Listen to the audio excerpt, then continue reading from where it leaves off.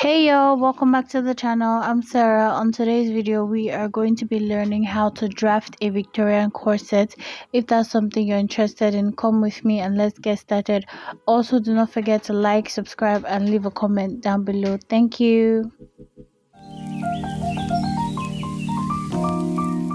Here I already have my basic body drafted out, and I'm just going to go ahead and label as I mentioned what I'm doing. So here I have my chest line, and I'm doing shoulder to bust, shoulder to under bust, shoulder to waistline, and shoulder to hip line. So the length of this is 20, and we're going to be adding 2 inches to compensate for the darts that we're going to be adding at the bust area. Now that we have everything, we're going to go ahead and impute our main measurements. So here I'm just getting what I'm going to use for the armhole. Here I'm going to also place my bust measurement to get the curve. We already have this up on the channel, and I'm still going to do like an upgraded version. I keep saying that, and it's going to come to fruition soon. So here I'm going in by what my under bust measurement is divided by 8, or my nipple to nipple divided by 2.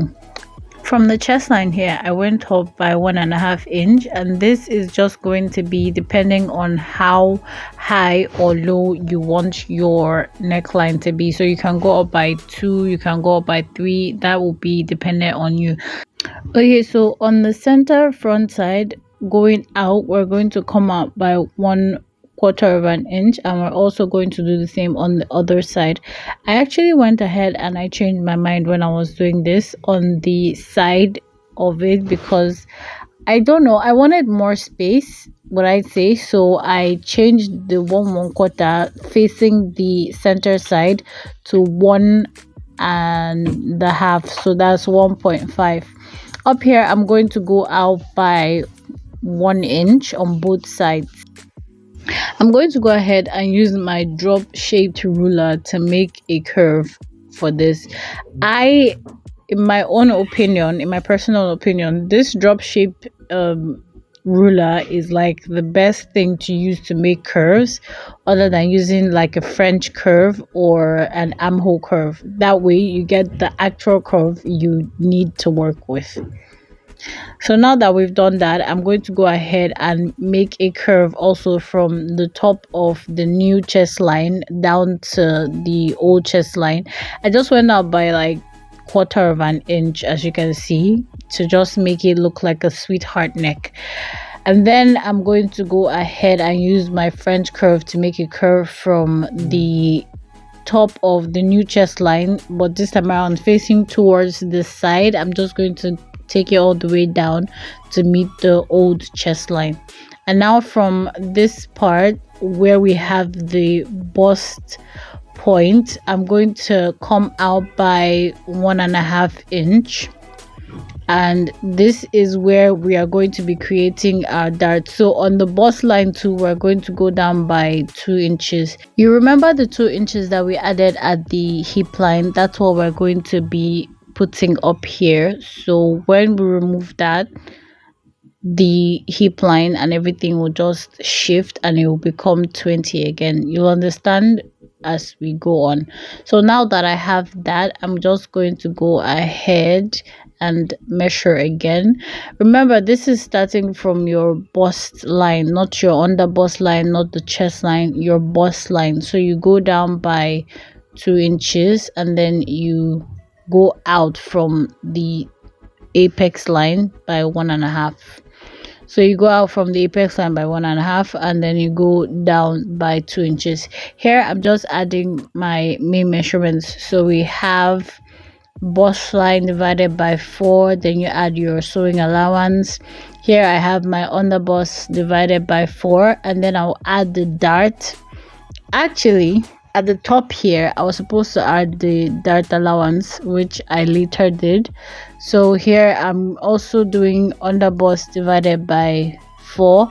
I'm going to add the dart allowance here, which is 2.75. and then I'll add my sewing allowance here. But because it's a corset that we're doing, and we're still going to add allowances around the fabric when we're doing that, we don't need to add sewing allowances to this. The reason why I am adding a sewing allowance to it is because I know what I'm going to use to close, finish, and do all that. But for you just go ahead and do your body measurement divided by 4, and then you add what the dart is and make your lines. That will be it for you. After which, I'm going to go ahead and use my straight ruler to put everything together. At the hip line here, I'm going to go up by 1 inch. You can do 1.5, you can do 2 inches, but I do 1 inch here. And then I'm going to use my curved rule to make a curve to just meet the hip line, like so.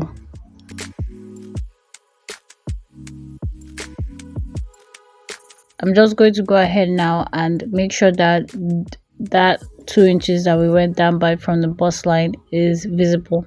Now what I'm doing right now is optional. If you don't want to do it, you don't have to do it, because making more lines means more bonings, and it means more money, right? So if you're going to do this, just know that you need more money and more space. So here I'm going out by basically 2 inches from the apex line, and I'm just going to make a line across from here, from the top to the bottom, and I'm just going to go out and make darts on it like this, just 1/4 of an inch, and I'm just going to draw my lines for my dart for it to come out. I'll repeat myself, if you don't want like extra lines to come out of this, you don't have to. So from the hip line, I went up by 1 inch.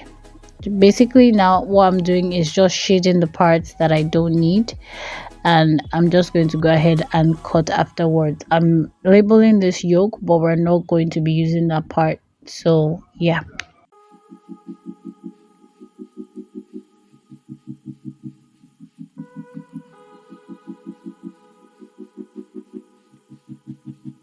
Yo, please, I want you to pay attention to how I cut this side dart, and just watch me kind of struggle till I learn. So I was going to cut this off, but I realized that it would not really give me the slash and spread I needed until I fixed it. So I went ahead to draw the dart from the middle part, which is the apex line, all the way, and I'm just going to go ahead now and cut it all the way to meet almost the tip of the curve. And I'm just going to go ahead and fix what I already cut out, and then go ahead to place this on top of the other side of the dart so that can close properly. So this is basically a slash and spread method, and yeah, that's how it's going to work. And I'm just going to go ahead and cut the remaining sides out. We're going to fix that, but I wanted you guys to pay attention to how that was cut.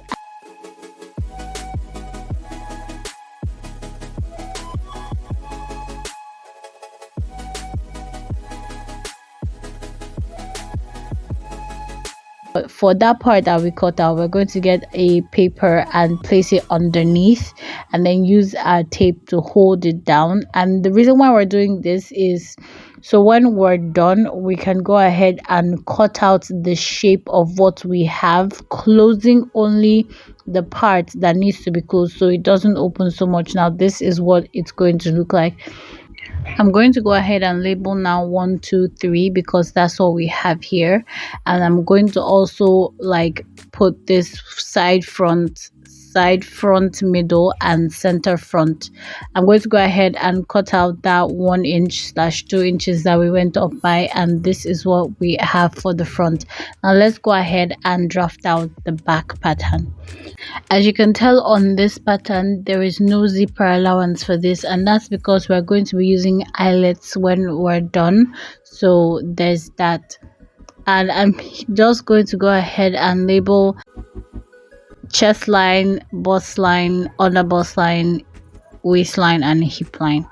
Here I'm going down by 1 inch from the chest line, and I'm also going up from the hip line by 1 inch.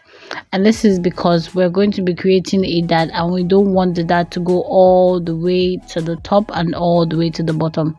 Here I'm going to get my apex line. I already told you how to get that. Under bust divided by 8 or nipple to nipple divided by 2. And I'm just going to use my straight roll to make a line across like so. After which I'm going to go ahead and make that 1 inch line that I left from the top and the bottom visible so I don't miss it.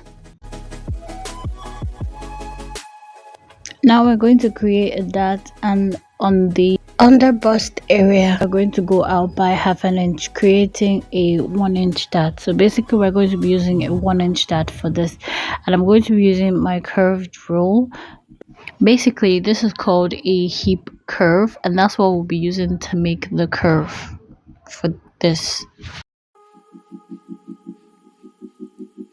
And I'm going to also measure this. So here we have 20.5, and I told you earlier that the length would be 20 for everything, but I added half to it, and here I went in by 1/2 inch to give us some kind of cinch when we wear this. So from here I'm going to start my body measurements, just laying them down. So you do your bust divided by 4, and then you add your sewing allowance. Like I said when we were drafting the front pattern, you don't have to add sewing allowance to this. The reason why I'm adding sewing allowance to mine is because I know, like, when I'm done, I'm still going to go ahead and do what I need to do and then cut out what I need to cut. But for you, just go ahead and add your body measurement, basically your radius, what your bust measurement is, divided by 4, and then if there's a dart you can add your dart and just make your lines across. You'll be using a curved rule to make your curves on this, like to put the lines together, to put the dots together. I feel you should use it all the way, because if you use a straight ruler for the front and a curved rule for the back, the curves don't really match as much. And at the bottom part here I went up by 1 inch. You can also do 2 or 3 like I said before, and then you create a curve. Here I'm going out from my apex line by 2 inches as well.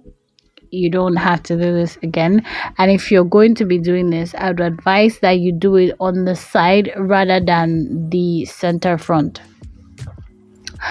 And if you want to do it for the center front too, it's okay. If you want to do it for the center front and the side front, yeah, that it would be your choice.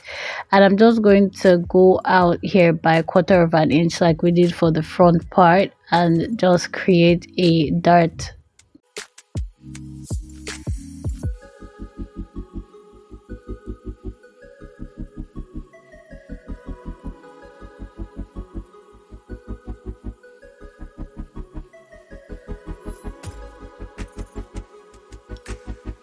After we do that, I'm going to come on here with a curved row, and from my chest line I'm just going to go down just like I did here, and that will be it for the back.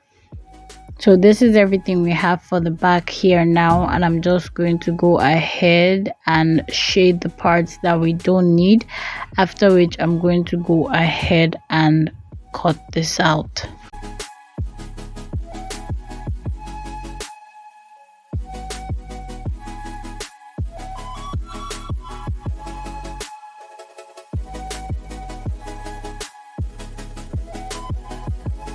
I'm also going to go ahead and label and put arrows on this so I know what goes where.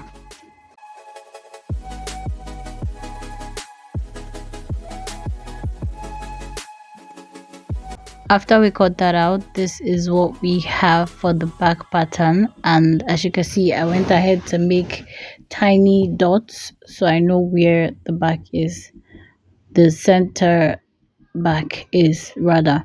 So this is what we have, and I'm just pointing out the side back and the side front, and this is the magic I want you to see. So you see how both of them are finally meeting each other after everything. That's what you're supposed to have. That is the entire process of drafting this Victorian corset.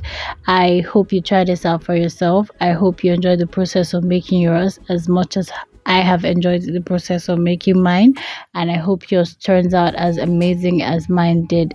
Now, with that being said, y'all, please do not forget to like, subscribe, and leave a comment down below. Don't forget to turn on your notification bell so you'll be notified when I post a new video. Don't forget to love yourself, because I love you. Have a beautiful day or night, whichever it is you live for. Bye.